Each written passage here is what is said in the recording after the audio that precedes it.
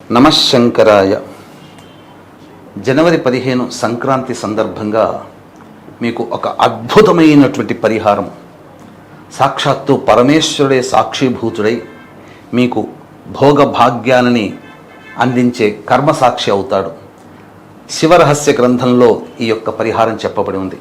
ఈ సంక్రాంతి రోజున శుద్ధమైనటువంటి ఆవునేతితో పరమేశ్వరుడికి అభిషేకము జరిపించి, తదనంతరం మనం ధావళి, కొద్దిగా ఆసనంగా ఉండేటువంటి ధావళి అయినా కానీ, ఆసనాలు దొరుకుతాయి బయట, కంబళి అని అంటాం దాన్ని.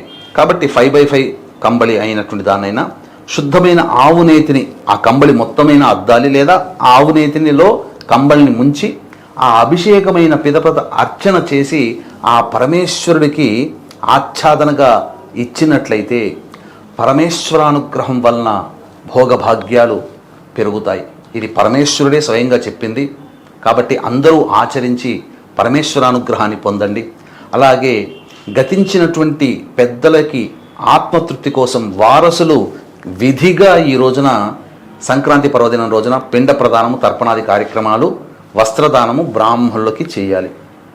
ఒకవేళ ఇవి మనం చేసుకోలేకపోతున్నాం, అవకాశం లేదు అని అంటే మన పీఠం ఆధ్వర్యంలో బ్రాహ్మణులని కర్తగా పెట్టి జనవరి 15 సంక్రాంతి రోజున, జనవరి 18 ఆదివారము అమావాస్య, పుష్యమాస అమావాస్య కాబట్టి ఆ రోజున ఈ 2 రోజుల్లో బ్రాహ్మణుని కర్తగా పెట్టి పిండ ప్రదానము, తర్పణాది కార్యక్రమాలు పెట్టి ఆ వీడియోలు మీకు పంపించడం జరుగుతుంది.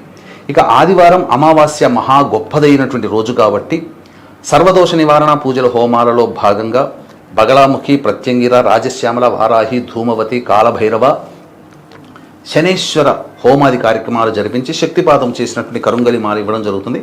ఈ జరిపించే 3 కార్యక్రమాల్లో విడివిడిగా కూడా మీరు నమోదు చేసుకోవచ్చు. స్క్రీన్పై కనిపిస్తున్న నెంబర్కి కాంటాక్ట్ చేయండి.